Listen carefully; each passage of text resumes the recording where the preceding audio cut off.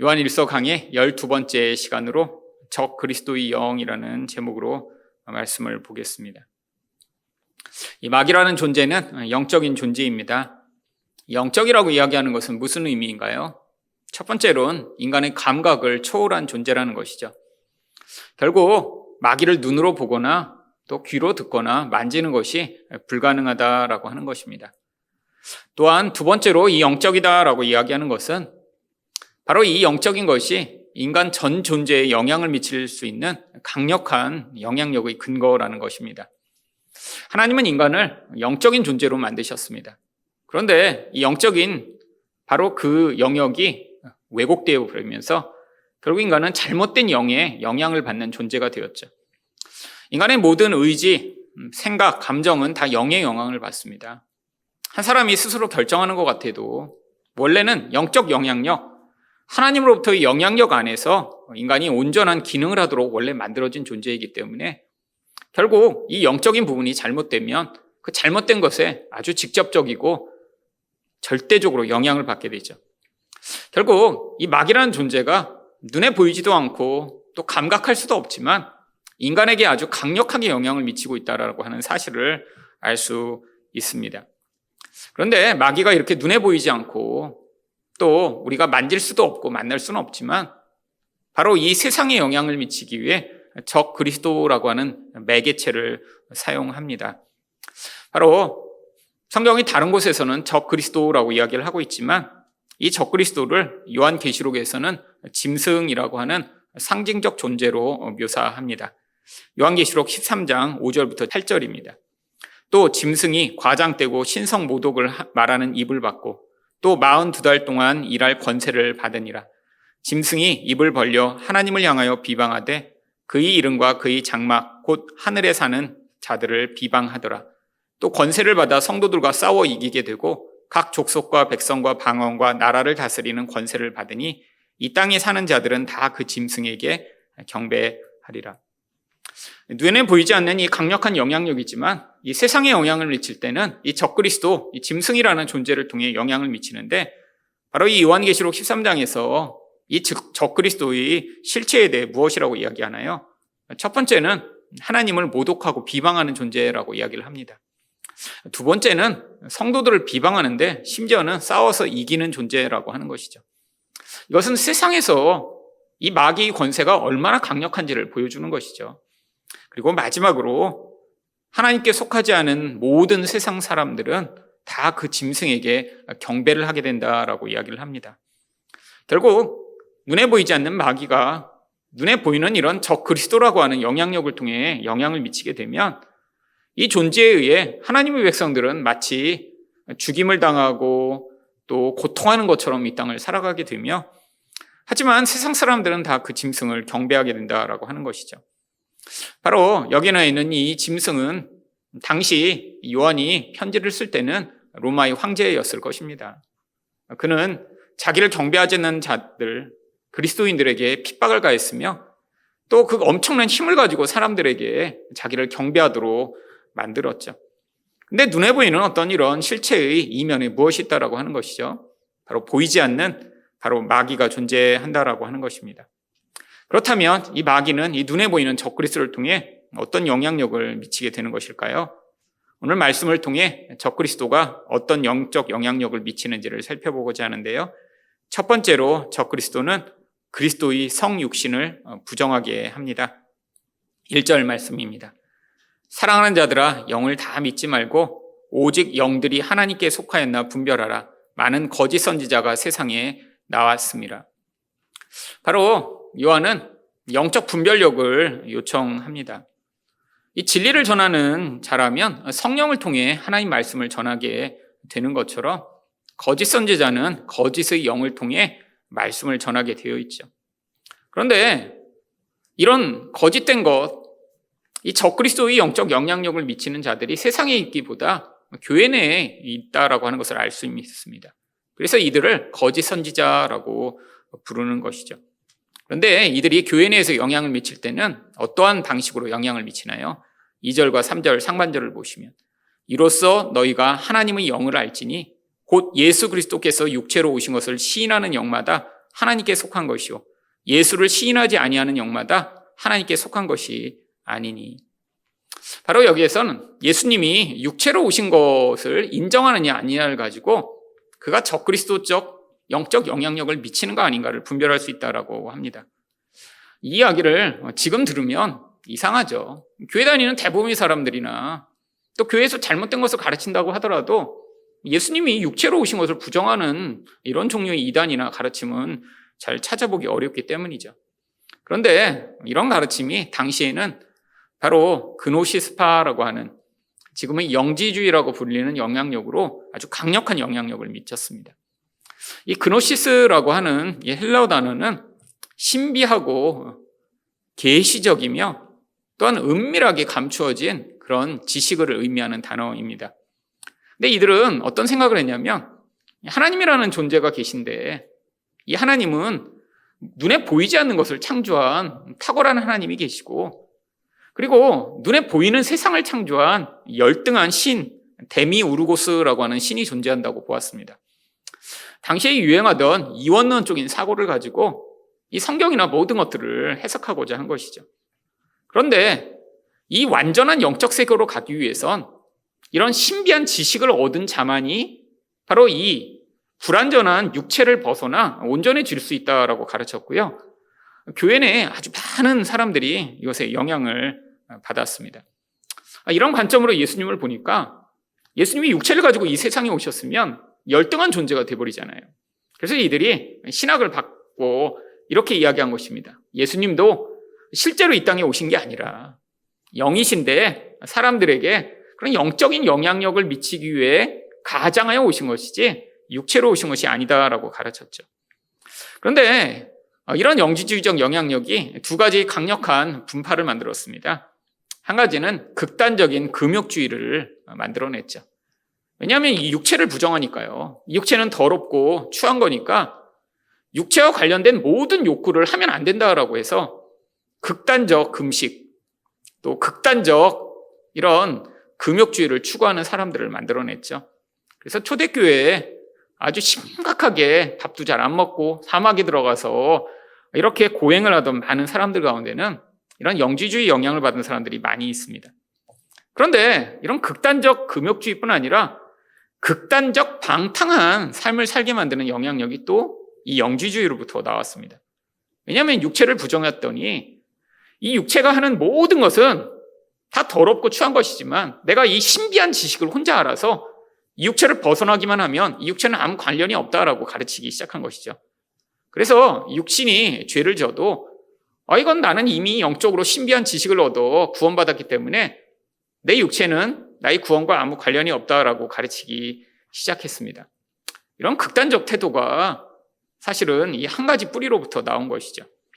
그래서 이것을 적그리스도의 영이라고까지 부릅니다. 3절 하반절입니다. 이것이 곧 적그리스도의 영이니라. 오리라 한 말을 너희가 들었거니와 지금 벌써 세상에 있느니라. 적그리스도가 말세에 몇 년 동안 활동하는 어떤 존재를 이야기하는 것이 아닙니다. 이 교회 시대 내내 이렇게 어떤 대상이 나타나서 바로 사람들을 미혹해하고 하나님을 섬기지 못하게 만들며 잘못된 영향력에 빠지게 만드는 이 모든 것들이 바로 적그리스도이며 그 영적 영향력이죠. 물론 지금은 예수님이 육체로 오신 것을 부정하고 예수님은 영적으로 왔다 가셨다라고 가르치는 이러한 잘못된 가르침은 거의 찾아보기 어렵습니다. 그런데 이 영주의적 영향력이 지금의 이 교회 가운데도 아주 강력하게 영향을 미치고 있습니다. 가장 대표적인 것이 바로 첫 번째로 신비주의 운동입니다. 과거에도 70년대부터 비냐드 운동이나 또 최근까지도 영향을 미치고 있는 신사도 운동과 같은 이런 신비주의적 영향력은 대부분 하나님이 자기들에게만 특별한 계시를 주셨다라고 이야기를 하죠. 왜 신사도 운동이라고 부르나요? 하나님이 자기들에게만 특별한 계시를 주셔서 자기들을 새로운 사도로 임명해 주셨다라고 이야기를 하며 심지어 이 신사도 운동을 주장하는 큰믿음교회 변승호 목사 같은 경우에는 자기한테는 바울에게 성경을 기록하도록 그때 도와줬던 천사가 자기에게 와서 특별히 이 말씀을 새롭게 깨달을 수 있도록 지금 신비한 지식을 주고 있다라고까지 이야기를 하죠. 이런 특별한 신비한 지식을 가졌기 때문에 그래서 2000년간 없던 사도로 자신을 하나님이 특별히 임명하셨고 그래서 자기들이 새로운 사도라고 주장해서 그 분파가 아예 신사도 운동이 된 것입니다. 그런데 이런 이단적 영향력이 안타깝게도 엄청나게 많이 영향을 미치고 있습니다. 이 큰 믿음교회도 굉장히 크죠. 사람들이 많이 모이고 그런 말도 안 되는 이야기. 바울에게 성경을 계시한 영이 자기에게 와서 그 천사가 새로운 지식을 주고 있다고 하는데 많은 사람이 그러니까 우리 목사는 굉장히 신령한가 보다 라고 생각을 하는 이런 이상한 결과가 나타났죠. 이것도 바로 이런 영주주의적 영향력이 현세에 미치는 것입니다. 가장 또 대표적인 이런 영주주의적 영향력은 바로 구원파입니다. 이 구원파가 어떤 가르침을 가르치나요? 이 죄사함의 비밀을 깨달으면 바로 신문이나 이런 데 맨날 광고가 나옵니다. 죄사함의 비밀을 깨달으면 이게 바로 이런 신비한 지식을 알게 되면 그러면 너희가 기존 교회를 아무리 오래 다녀도 이 비밀을 깨닫지 못하면 구원을 못 받았다고 얘기하는 거예요. 이것만 깨달으면 어떻게 된다고 이야기하나요? 바로 더 이상 죄를 짓지 않고 살 수 있다고 가르칩니다. 근데 어떻게 죄를 안 져요? 인간은 삶에서 끊임없이 죄를 짓죠. 그게 우리 옛사람의 존재인데 그들은 뭐라고 가르치냐면 이 육신은 열등한 존재이기 때문에 이 죄사함의 비밀만 깨달은 사람은 그 다음에 어떤 죄를 져도 그건 육신이 짓는 거라 그의 존재와 아무 관련이 없다라고 가르치죠. 바로 이 구원파의 영향력. 이 유병헌은 아예 집단을 만들어 생활하다 세월호 사건으로 말미암아 도망치다 이렇게 죽었지만 이 박옥수는 아직도 엄청나게 영향력을 많이 미치고 있습니다.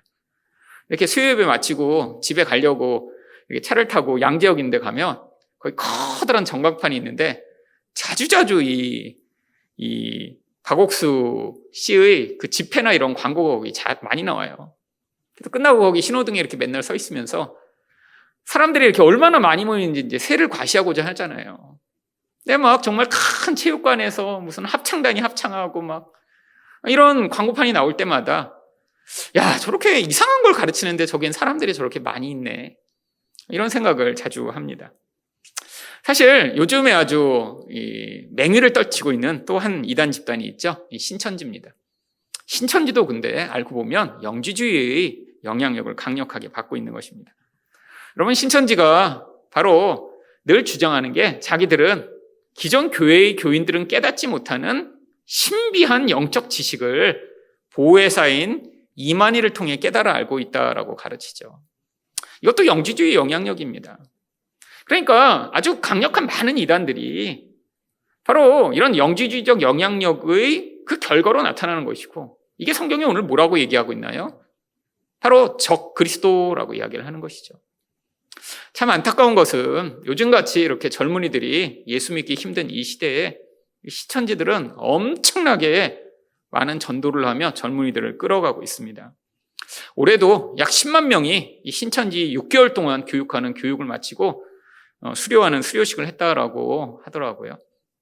네, 참 말로만 들으면 뭐 그런가 보다 하지만 저희 교회에 이사할 때 제가 이 신천지 모임에 간 적이 있습니다. 그때 사당동에 거기 건물이 하나 나왔다고 그래서 제가 저녁 한 8시쯤 그 사당동에 있는 어떤 건물로 갔는데 보니까 간판이 없어요. 그래서 그 부동산 아저씨한테 했더니 그때 이제 늦게만 시간이 든다고 그랬더니 거기 뭐 4층에 올라가 보래요. 저보고. 그랬더니 거기 무슨 모임 하고 있다고 늘 그냥 열려 있으니까 가서 볼 수는 있을 거래. 간판도 없고 그래서 무슨 모임을 하나 하고 딱 들어갔는데 엄청나게 그냥 넓은 공간이었습니다. 제가 그때 얘기를 듣기는 이제 80평이라고 그랬어요. 그 한 공간이.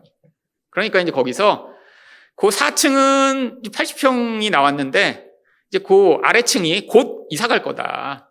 그러니까 이제 2층을 쓰면 대충 이제 우리 교회 필요에 맞을 테니까 이제 거기 가보라고 그랬으니 갔는데 80평이니까 얼마나 넓어요. 근데 하나로 딱 뚫려 있는데 문을 열고 들어가자마자 거기에 20대의 젊은이들이 한 150명 정도가 빠글빠글빠글 앉아서 열심히 공부를 하고 있는 거예요, 그 밤에. 어디 저는 고시하고 오는 줄 알았습니다. 근데 딱 칠판이 앞에 처음부터 끝까지가 커다란 하얀 칠판이 붙어 있었는데 뭘 적어놨나 이렇게 딱 보니까 거기 계시록에 뭐 나무 그려놓고 뭐 두 증인 써놓고 막 얼마나 열심히 사람들이 공부를 하고 있는지 제가 정말 그때 충격을 받았어요. 그래서 저 뒤에서 가만히 쳐다보고 있다가 아니, 이 목사들도 일주일에 한 번 숙제해보라고 해도 잘 안 외우는 이 세상에. 참, 거기서 그렇게 그냥 열심히 공부하는 몇백 명을 보고 나니까, 야, 이 사람들은 도대체 무엇을 가르치길래 저 젊은이들이 저렇게 빠져들어. 저게 저러고 있을까라는 참 충격을 받았던 기억이 있습니다. 근데 그럴 수밖에 없죠. 이게 영적 영향력이니까요. 우리가 볼 때는 이상해요. 젊은이들이 거기에 빠져드는 게 말이 안 되는 것 같아요. 근데 이게 강력한 영적 영향력입니다. 바로 하나님이 택함을 받지 못한 자들이 이런 영적 영향력에 눈에 보이지 않지만 영향을 받아 결국 거기에 끌려가고 스스로 벗어날 수 없는 이 무서운 영향력. 한국 사회에 이런 대표적 이전들이 많이 있다는 것은 결국 한국 사회가 어떤 것보다 더 치열한 영적 전쟁의 그런 장이라고 하는 사실을 보여주고 있는 것이죠. 결국 우리 자녀가, 우리 아이들이 이런 잘못된 영향력에 빠지지 않도록 기도하고 또 바른 말씀을 가르쳐야 할 것입니다. 두 번째로 적그리스도는 어떤 영적 영향력을 미치나요? 미혹하여 하나님의 말씀을 듣지 않게 만듭니다. 4절 말씀입니다. 자녀들아, 너희는 하나님께 속하였고 또 그들을 이겼나니 이는 너희 안에 계신 이가 세상에 있는 자보다 크심이라. 아니, 이렇게 강력한 영향력을 세상을 통해 적그리스도가 미치고 있음에도 불구하고 하나님 백성에게 뭐라고 안도의 말씀을 주시나요? 우리 안에 있는 자가 세상보다 크시기 때문에 결국 그들을 이길 수 있다라고 이야기를 합니다. 참 감사한 말씀이죠. 아니, 힘으로 이 영적인 것을 인간은 이길 수가 없어요. 눈에 보이지 않는 마귀의 영향력을 어떻게 이기겠어요? 근데 하나님의 백성 안에 성령을 주심으로 그것보다 강력한 권세로 이길 수 있다라고 가르치고 있는 것이죠. 그래서 5절은 무엇이라고 얘기합니까? 그들은 세상에 속한 거로 세상에 속한 말을 하며 세상이 그들의 말을 듣느니라. 결국 세상에 속한 자는 이 적그리스도의 영향력으로 말미암아 그런 세상에 끌려갈 수밖에 없다라고 하는 것이죠. 우리가 생각할 때 이런 이단에 빠지는 사람들이 그들에게 전도를 미리 했으면, 아니면 우리가 더 잘 가르쳤으면 그들이 예수를 믿을 사람이었는데 저렇게 이단이 전도를 해서 이단을 저렇게 열심히 다니겠구나라고 생각하는 경우가 있는데 그렇지 않습니다. 아마 그들은 이단에 빠지지 않았으면 어떤 다른 것이라도 빠졌겠죠. 이미 세상에 속한 자라 그런 영적 영향력에 강력하게 사로잡힐 수밖에 없는 것이죠. 물론 그 가운데는 구원받아야 할 자가 그렇게 이단에 빠졌다, 오랜 동안 착취를 당하고 고통하다 돌아오는 경우도 가끔씩 있을 것입니다. 제가 가르쳤던 묵상의 목사님 가운데도 신천지에 갔다가 3년 만에 빠져나온 분이 계세요. 신학교 다닐 때 선배가 오라고 그래서 가서 열심히 거기서 다 배우고 해서 3년인가를 거기서 다니다가 그제서야 깨달은 거예요. 이게 성경이랑 다르네? 그래서 거기서 굉장히 높은 자리까지 올라가서도 신학생이고 그러니까. 그래서 거기서 특별 대우를 받았대요. 너는 앞으로 이 신천지를 이 교회 내에 확산시킬 아주 중요한 일꾼이다라고. 근데 이제 몇 년 만에 깨닫고 돌아와서 나중에 저랑 성경 공부도 몇 년 같이 했었습니다. 그때 그 기억을 통해 자기가 왜 거기에 빠졌는지 이야기를 하더라고요. 결국 거기에서 이런 구체적 어떤 상급을 약속하고 구체적 목표로 자꾸 뭘 준다고 약속한대요. 네가 이렇게 하고 열심히 하면 너에게 이런 직분을 줄 거야. 네가 이 등급까지 마치면 너에게 이런 영역을 맡겨줄 거야. 사람들에게 그래서 이 권력에 대한 욕구가 있는 사람들이 열심을 부리는 거예요. 1년만 열심히 하면 무슨 장을 주고 네가 30년을 맡을 수 있어. 그 다음 네가 이렇게 하면 나중에 이렇게 될 수 있어. 사실 신천지에 다니는 많은 사람들이 이 세상이 신천지로 바뀌게 되면 무엇을 기대하나요? 세상에 바로 종말이 오며 모든 사람들이 가지고 있는 이 부를 자신들이 다 나눠 가질 거라고 지금 생각하고 있습니다. 그러니까 그렇게 열심을 내는 거예요. 이들은 긴박한 종말을 지금 기대입니다.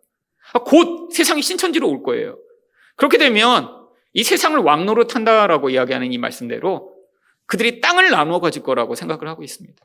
그래서 지금도 서로 그 땅을 꿈꾸는 거예요. 내가 미국에 가보는데 미국이 좋아. 그럼 내가 미국 서부를 가질게. 그럼 너는 동부 가져. 서로 지금 땅 따먹기 하고 있는 거예요. 이런 거짓된 이 땅에 대한 열망, 사람들의 상급주의, 또 엄청난 눈에 보이는 것으로 그들을 평가하는 이런 시스템에 따라 사람들이 쉽게 영향을 받죠. 이게 바로 세상에 속한 자들이 듣는 세상의 음성입니다. 6절은 또 뭐라고 얘기하나요? 우리는 하나님께 속하였으니 하나님을 아는 자는 우리 말을 듣고 하나님께 속하지 아니하는 자는 우리 말을 듣지 아니하나니 진리의 영과 미혹의 영을 이로써 아느니라. 결국 하나님께 속한 자는 하나님의 음성을 들으며 진리가 무엇인가 분별하게 됩니다. 이 시대에도 이런 적그리스도 영향력은 점점 강력하게 영향을 미치고 있습니다. 사실 그런데 이단보다 더 무서운 것은 요즘의 미디어 같습니다. 아이 때부터 유튜브, 인스타그램, 넷플릭스, 페이스북이 이야기하는 이야기에 귀를 기울이는 우리 아이들이요. 근데 참 문제가 이런 유튜브 같은데 참 좋은 컨텐츠도 많이 있습니다. 저도 유튜브에서 많은 좋은 컨텐츠를 통해 많은 지식을 얻고, 제가 책을 읽고 공부를 해서야만 오랜 시간 전문가가 돼야지만 깨닫는 많은 것도 유튜브를 통해 배우고 있죠. 근데 문제는 유튜브 같은데, 인스타그램 같은데 조회수가 많이 나오는 것들은 이런 지식과 정보와 사람들을 성장시키는 것이 아니라 자극적인 것입니다. 그러니까 사람들이 호기심을 가질 만한 이런 것. 그래서 아주 음지에서만 벌어지는 그런 것에 대해서 누군가 이야기를 하면 호기심을 가지고 특히 아이들이 관심을 가지도록 영향을 미치는 것. 대표적인 게 바로 동성애와 같은 것이죠. 분명히 동성애 한국에도 많이 있습니다. 근데 많다고 해봤자 100만 명, 500만 명, 1000만 명쯤 되나요? 아니에요. 아마 동성애자들 다 해봤자 몇만 명 정도겠죠. 근데 옛날에는 아주 숨어서 어느 지역에서 소수의 사람들이 했습니다. 근데 요즘 유튜브 같은 데 보면 자기들이 동성애자라고 커밍아웃을 한 뒤에 동성애 커플이 나와서 아주 알콩달콩 사랑하는 것 같은 모습으로 유튜브를 찍어서 이렇게 하는데, 그런 컨텐츠가 구독자가 100만 명이 넘는 경우가 많이 있습니다. 왜? 평소에 볼 수가 없어요. 솔직히 저도 살면서 여태까지 제가 개인적으로 아는 사람이 내가 동성애자다라고 이야기하는 사람 딱 한 명 만났습니다. 한 명. 만나기 쉽지 않아요. 근데 유튜브에 보면 너무너무 알콩달콩 사랑하는 것 같은 모습을 보여요. 얼마나 사람들이 그걸 많이 보는지, 그렇게 20대 여자애들이 서로 동성애를 하며 사랑을 하는데 거기서 돈을 벌어갖고 그 자기 파트너한테 포르쉐 자동차를 사주더라고요. 멋져 보이죠? 수백만 명을 이렇게 계속 보니까 돈이 너무 많이 벌리는 거예요. 한 달에 몇 천만 원씩. 그러니까 그 또 포르쉐 사갖고 서로 감동하고 눈물을 흘리고 꽃다발 주고 그런 거 나오고, 밑에는 언니 너무 멋져요. 나도 언니 같은 그런 아름다운 사랑을 할래요. 답글이 수만 개씩 달립니다. 멋져 보이는 거죠. 이런 무서운 영향력 가운데 우리 아이들이 노출되어 있습니다. 자꾸 보다 보면 영적 영향력을 받게 되죠. 그게 잘못된 건데 왜? 라고 하는 이상한 질문을 하게 되고, 점점 그 파급적인 영향력으로 말미암아 아이들이 하나님의 말씀에 귀를 기울이지 않게 되는 무서운 세계가 임하겠죠. 마귀는 지금도 이 적그리스도를 통해 계속해서 많은 사람들을 미혹하고 악에 빠뜨리고자 합니다. 근데 그 결국은 무엇인가요? 진리를 받아들이지 못하고 거부하게 만들어 하나님의 말씀이 자리를 잡지 못하도록 만들고자 하는 것이죠. 바로 이런 시대 가운데 우리가 깨어 진리를 선포하고 또한 기도함으로 끊임없이 이 세상을 향해 하나님의 뜻이 임하며 하나님의 통치가 임하기를 간구할 때 하나님이 구원받을 자들을 구원하시며 하나님 나라를 확장하실 것입니다. 낙심하지 말고 하나님이 이런 어둡고 혼란한 세대 가운데도 구원할 자들을 구원하실 것들을 믿음으로 받아들이며 끝까지 낙심하지 않는 여러분 되시기를 축원드립니다.